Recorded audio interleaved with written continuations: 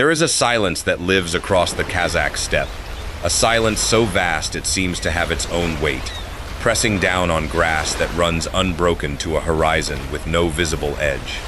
This is the 9th largest country on Earth, and yet much of the world could not place it on a map. A nation that has spent centuries standing in the space between empires, absorbing pressure from every direction without ever fully belonging to any of them.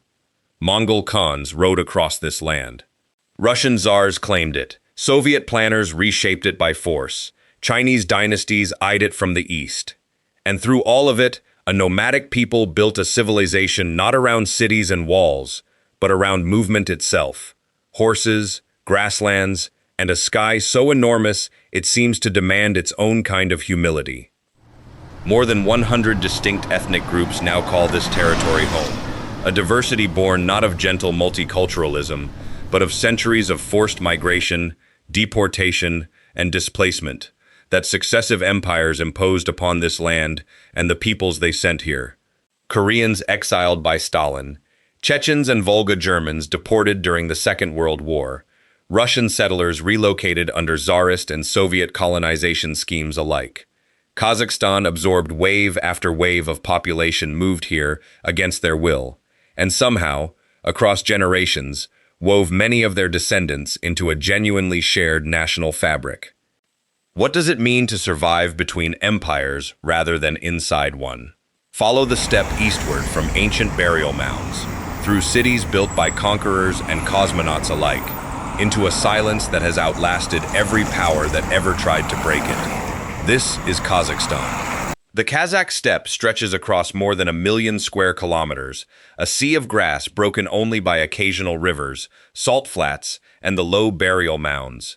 Kurgans, that ancient nomadic peoples raised over their dead more than 2,000 years ago. To stand at the center of it is to understand, immediately and physically, why no empire ever fully conquered this land. There was simply too much of it, and too little to hold on to once you arrived. For millennia, the peoples of this steppe organized their lives around movement rather than settlement, following grazing patterns for their herds of horses, sheep, and camels, across a landscape that shifted from green in spring to gold in autumn to a hard, wind-scoured white in winter. The traditional Kazakh yurt, a round felt tent that could be assembled or disassembled within hours, reflected this rhythm precisely. A home built not to anchor a family to one place, but to travel with them wherever the season demanded. This was never emptiness. Archaeologists working sites across the steppe have recovered evidence of sophisticated trade networks, metallurgy, and horsemanship dating back thousands of years. Technology that some historians argue may represent among the earliest domestication of horses anywhere on Earth. The steppe's nomadic peoples did not lack civilization.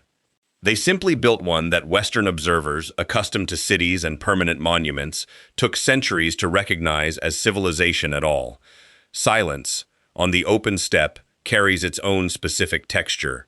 Wind moving through grass at a frequency the ear learns to distinguish from true stillness. The distant sound of a horse's hooves carrying for kilometers across flat ground.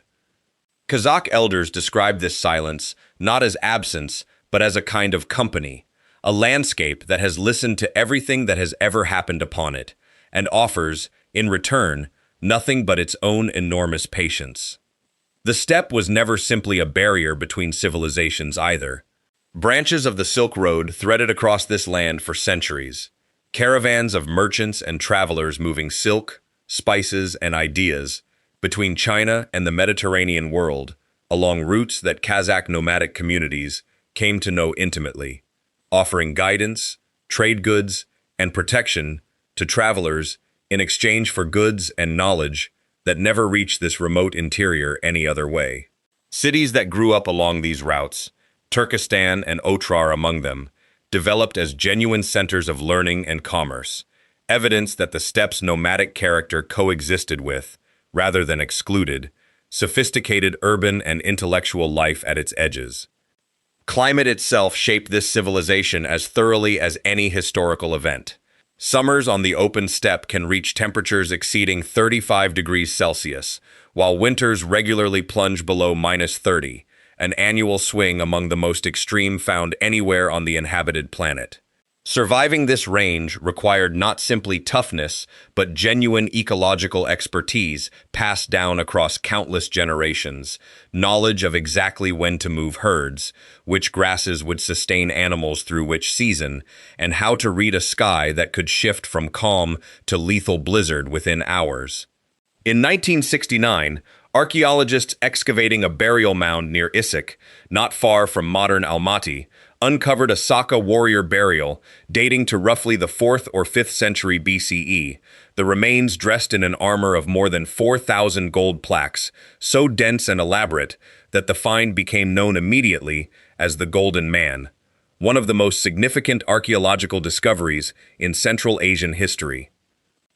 The Saka, nomadic peoples related to the broader Scythian cultures that once dominated the Eurasian steppe, left behind almost no written record of their own, their history reconstructed almost entirely through burial sites like this one. The gold itself, worked into images of horses, snow leopards, and mythological creatures, reveals a visual language rich with symbolic meaning that scholars still work to fully interpret. Animal motifs that likely carried religious or clan significance, now largely lost to time. Debate persists among historians and archaeologists over whether the remains belonged to a young male warrior or, as some more recent analysis suggests, possibly a young woman of high status, a question that speaks to how much about Saka society, gender roles, and burial customs remains genuinely uncertain despite the burial's extraordinary preservation. What the Golden Man makes undeniable, regardless of unresolved questions about identity, is the sophistication of the civilization that produced this burial, a nomadic culture capable of extraordinary metalwork, extensive trade connections reaching gold and craftsmanship techniques across vast distances, and burial practices reflecting genuine spiritual complexity. The steppe's nomads, long dismissed in some historical narratives as simple wanderers, had built something considerably more intricate than that label ever allowed. Archaeological evidence from sites across northern Kazakhstan, including the Botai culture dating back roughly 5,500 years, has produced some of the strongest evidence anywhere in the world for early horse domestication. Bitware patterns on horse teeth, milk residue in ancient pottery, and settlement patterns consistent with genuine pastoral herding rather than purely hunting. If these findings hold, as many archaeologists now believe, the relationship between humans and horses that would eventually transform warfare, trade, and transportation across the entire Eurasian continent may have begun precisely here, on this same steppe that would later produce the Golden Man civilization. The Saka themselves belong to a broader family of Iron Age nomadic cultures, stretching from the Black Sea to Mongolia, cultures that Greek and Persian historical sources documented, often with a mixture of fascination and fear, as fierce mounted warriors capable of striking with speed, no settled civilization's infantry could match. Herodotus himself wrote of Scythian peoples closely related to the Saka, describing burial customs and warrior traditions that modern archaeology, through finds like the Golden Man, has increasingly confirmed rather than dismissed as ancient exaggeration. In the ancient city of Turkestan, in the south of the country, the mausoleum of Khoja Ahmed Yasawi rises from the flat steppe like a fragment of an entirely different world. A massive turquoise-domed structure commissioned by the Central Asian conqueror Timur in the late 14th century, built to honor a Sufi poet and mystic whose teachings had, by the time of his death 2 centuries earlier, already made him one of the most revered spiritual figures across the Turkic-speaking world. Yasawi's original tomb had reportedly become a site of significant pilgrimage in the centuries following his death, and Timur's decision to commission a monumental mausoleum here reflected both genuine religious devotion and calculated political strategy. Central Asian rulers frequently used architectural patronage of sacred sites to legitimize their authority among populations who might otherwise have questioned a conqueror's right to rule. The mausoleum itself remains, according to UNESCO's assessment in designating it a World Heritage Site, one of the most significant surviving examples of Timurid architecture anywhere in the world. Its unfinished northern facade, scaffolding holes still visible in the brickwork, offering an unusually direct glimpse into medieval construction techniques rarely preserved so clearly elsewhere. Local tradition holds that 3 pilgrimages to Yasawi's mausoleum carry spiritual weight equivalent to 1 pilgrimage to Mecca, a belief that continues drawing visitors from across Central Asia to this day. Generations of pilgrims pressing their hands against walls raised more than 6 centuries ago in honor of a mystic whose actual teachings, ironically, emphasized humility and the rejection of worldly grandeur entirely. Turkestan itself, and the broader network of oasis cities that once dotted southern Kazakhstan, occupied a genuinely strategic position along Silk Road trade routes connecting China, Persia, and the wider Islamic world, a position that brought both prosperity and repeated conquest across the centuries. Archaeological work at nearby Otrar, once among the largest cities in Central Asia, has revealed evidence of sophisticated urban planning, extensive libraries, and a scholarly tradition that historians argue rivaled contemporary intellectual centers considerably better known in Western historical narratives, before Mongol invasion in the 13th century devastated much of the region's urban infrastructure. The mausoleum's construction technique itself offers a specific window into medieval Central Asian engineering. A massive central dome supported by an intricate system of interior arches and vaulting, built using kiln-fired brick and elaborate glazed tilework in patterns of deep blue and turquoise that craftsmen achieved through cobalt and copper mineral glazes, fired at precise, carefully controlled temperatures. Restoration work conducted across the 20th and 21st centuries has worked to stabilize the structure while preserving as much original material as possible, a genuinely delicate balance given the building's advanced age and the seismic activity common to the wider region. In the far western reaches of the country, in the Altai region straddling Kazakhstan, Mongolia, and China, a small number of Kazakh hunters continue practicing berkuchi, the ancient art of hunting with trained golden eagles, a tradition passed from parent to child across generations reaching back, according to some historical accounts, more than 1,000 years.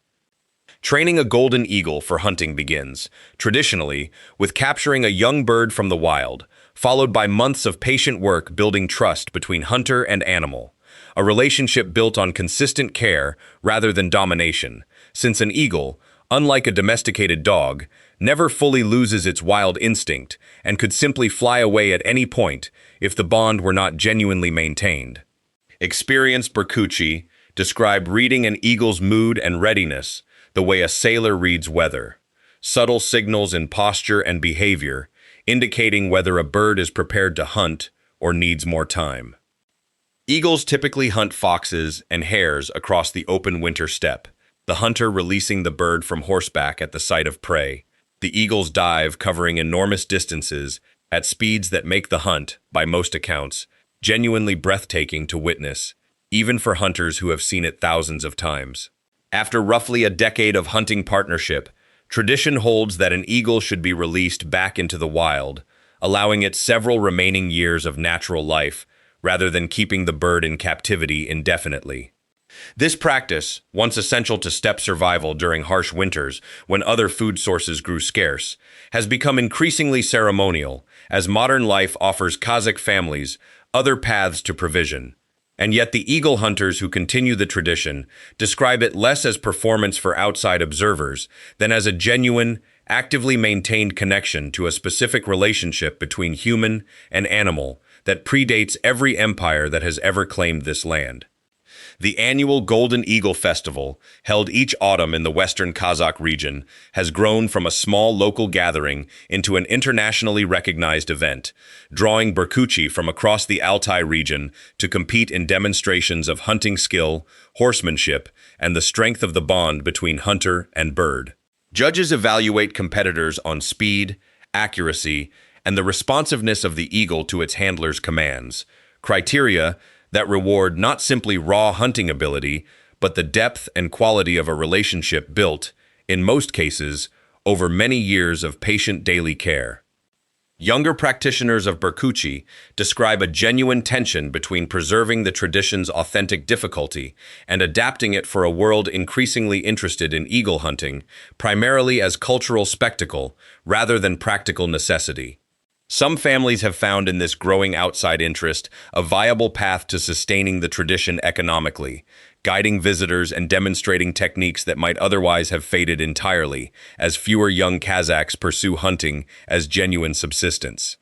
Whether this shift ultimately strengthens or subtly transforms the tradition's original character remains, according to practitioners themselves, a genuinely open question that each new generation of hunters continues negotiating in its own way.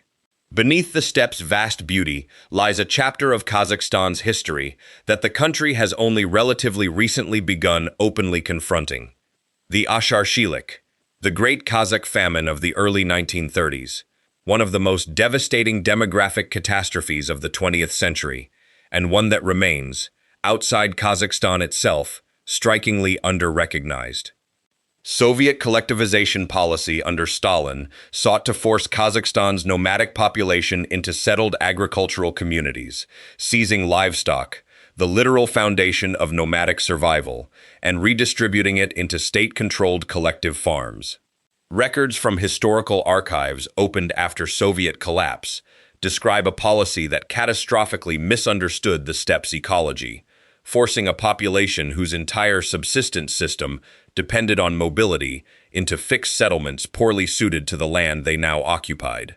The resulting famine, historians estimate, killed between 1 and 1.5 million people, a death toll representing somewhere between a third and nearly half of the entire ethnic Kazakh population at the time, proportionally among the most severe famines anywhere in 20th century history, and one that permanently altered the demographic and cultural character of the nation. Kazakhstan has, in recent decades, begun building formal memorials and educational programs addressing this history, a process historians describe as still genuinely ongoing rather than complete. The famine's memory sits, for many Kazakh families, within living intergenerational recollection. Grandparents and great-grandparents who survived a catastrophe that international attention largely overlooked for decades, overshadowed at the time by contemporaneous famines elsewhere in the Soviet Union that received considerably more historical documentation. The demographic consequences of this period extended well beyond the immediate death toll. Hundreds of thousands of surviving Kazakhs fled across borders into China, Mongolia, and other neighboring territories in the early 1930s, seeking any escape from collectivization's advancing reach, many never returning to Kazakh territory at all. This exodus, combined with the direct death toll, left ethnic Kazakhs as a minority within their own titular republic for decades afterward, a demographic reality that would not reverse until well after independence, and one that historians argue represents among the famine's most lasting and under-examined consequences. Contemporary Kazakh scholarship increasingly frames the Asharshilik not simply as a byproduct of misguided agricultural policy, but as a catastrophe inseparable from Soviet authorities' broader effort to permanently dismantle nomadic society and the specific cultural, economic, and political autonomy that mobile pastoralism had allowed Kazakhs to maintain, even under earlier waves of Russian imperial expansion. Viewed this way, the famine represented not simply a policy failure, but the deliberate, if catastrophically executed, elimination of an entire way of life that had defined this land for millennia.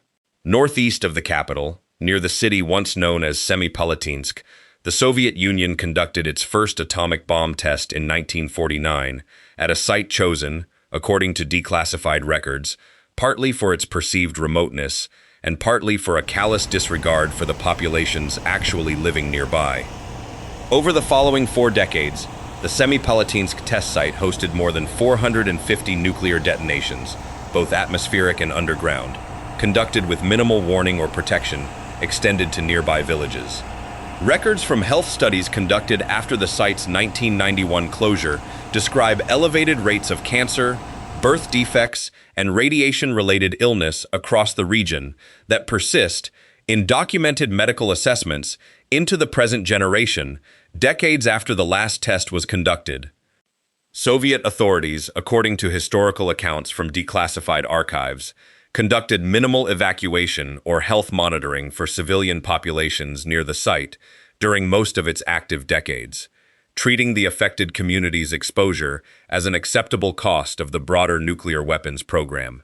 Local residents interviewed in subsequent oral history projects describe watching mushroom clouds rise on the horizon as children, told by authorities at the time that the flashes and tremors were simply routine military exercises.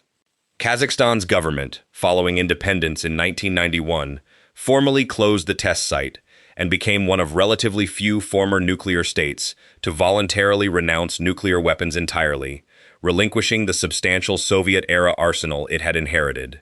The test site itself, now largely accessible to researchers, stands as a place many Kazakhs describe, with a complicated mixture of grief for what was lost and quiet pride in a national decision, made deliberately and early, to choose a different relationship with nuclear power than the one imposed upon their land for 4 decades. The path to the site's closure began not with government policy, but with genuine grassroots protest. The Nevada Semipalatinsk movement, founded in 1989 by the Kazakh poet Olja Suleymanov, drew hundreds of thousands of participants in public demonstrations, demanding an end to testing, one of the largest and most consequential anti-nuclear citizen movements anywhere in the late Soviet Union. Records from the period describe the movement's rapid growth as a genuine expression of accumulated public anger, decades of officially unacknowledged harm, finally finding organized political voice as Soviet-era restrictions on public dissent began loosening. Medical researchers who have studied the region in subsequent decades describe ongoing challenges in fully quantifying the test site's human toll, given decades of Soviet-era secrecy and incomplete health records from the testing period itself. What remains clear, according to multiple independent studies, is that communities near the former test site continue experiencing elevated rates of specific cancers and congenital conditions at levels significantly exceeding regional and national averages, a legacy that Kazakhstan's government has increasingly sought international recognition and support in addressing. Even as Semipalatinsk carried the weight of the Soviet nuclear program, another site in Kazakhstan carried its opposite, humanity's first genuine steps beyond the atmosphere entirely. Baikonur Cosmodrome, built beginning in 1955 on the Kazakh steppe, launched Sputnik, the first artificial satellite, in 1957, and Yuri Gagarin, the first human in space, in 1961, milestones that fundamentally reshaped humanity's understanding of what was physically possible. The Soviet Union selected this remote stretch of steppe for reasons closely echoing the logic behind Semipalatinsk's selection: genuine remoteness, low population density, and a political calculation that treated Kazakhstan's territory as expendable space for programs whose benefits would accrue primarily to Moscow rather than to the land itself. Construction workers, many drawn from across the Soviet Union, built the launch facilities under considerable secrecy, the site's true purpose concealed even from many who worked there in its earliest years. Following the Soviet collapse, Baikonur remained operational under a lease arrangement between Russia and independent Kazakhstan, an unusual arrangement that persists to the present day. Russian space missions, still launching from Kazakh soil, cosmonauts and astronauts from multiple nations still departing Earth's atmosphere from a site built by a country that no longer exists, on the territory of one that gained independence only after the launches had already made history. For Kazakhstan itself, Baikonur occupies a genuinely complicated position in national memory, a source of legitimate pride in the site's historic achievements, alongside an awareness that those achievements were designed and executed almost entirely for the benefit of a colonial power that treated Kazakh land, in this instance, as in Semipalatinsk, as available territory, rather than a homeland deserving genuine consultation or consent. Kazakhstan has, in recent years, worked deliberately to build its own independent space capability alongside the continued Russian lease, establishing a national space agency and pursuing satellite programs designed to reduce long-term dependence on facilities and expertise still substantially controlled by Moscow. The country's first cosmonaut of the independent era, Tokhtar Abakirov, had actually flown to space in 1991, mere months before Soviet collapse, becoming a symbol Kazakhstan would later embrace as evidence of genuine national capability rather than simply borrowed Soviet achievement. Nearby communities that grew up servicing the cosmodrome's operations describe a specific, unusual relationship with the facility. Families whose economic lives depend substantially on continued Russian space activity, even as broader Kazakh national identity increasingly emphasizes independence from exactly the kind of foreign control that Baikonur's lease arrangement, whatever its practical benefits, still represents. Debates over the facility's long-term future continue within Kazakh political and public discourse, weighing genuine economic benefit against a national narrative increasingly focused on full sovereignty over Kazakh territory and resources. West of the steppe center, what remains of the Aral Sea offers perhaps the starkest visual evidence anywhere on Earth of what large-scale environmental mismanagement can accomplish within a single human lifetime. Once the fourth largest lake in the world, the Aral Sea has lost more than 90% of its volume since the 1960s, when Soviet irrigation projects began diverting the rivers that fed it toward vast cotton plantations across Central Asia. The consequences unfolded with a speed that stunned even the engineers who had planned the diversions. Fishing communities that had supported entire towns around the sea's shoreline watched the waterline retreat kilometer after kilometer, boats left stranded on newly exposed seabed that would, within a generation, become desert rather than beach. The town of Aralsk, once a thriving port, now sits stranded many kilometers from open water, rusted fishing vessels marking the sea's former shoreline like gravestones for an industry that simply ceased to exist. Kazakhstan, in the years following independence, undertook a genuinely remarkable engineering project to partially reverse this catastrophe, the construction of the Aral Dam, completed in 2005, designed specifically to preserve and gradually refill the smaller, northern portion of the divided sea that lies within Kazakh territory.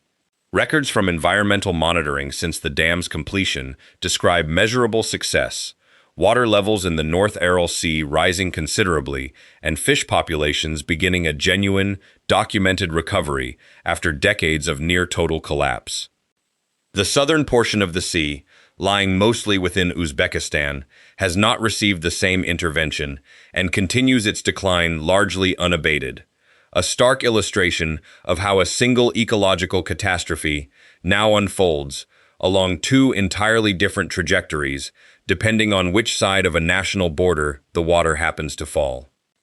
Beyond the loss of fishing livelihoods, the receding sea exposed a seabed contaminated with decades of accumulated agricultural pesticide and fertilizer residue, dust from this exposed ground carrying toxic particulate matter across the region on strong steppe winds.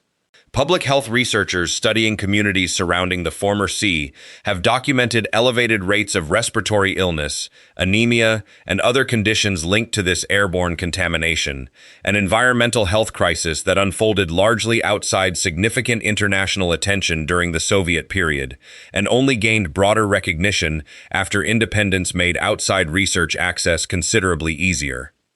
The Aral Sea's story has become, for environmental scientists and policymakers well beyond Central Asia, something close to a cautionary parable, cited frequently in discussions of large-scale water diversion projects elsewhere in the world, as evidence of how quickly and severely centralized planning, divorced from ecological consequence, can unravel an entire regional ecosystem.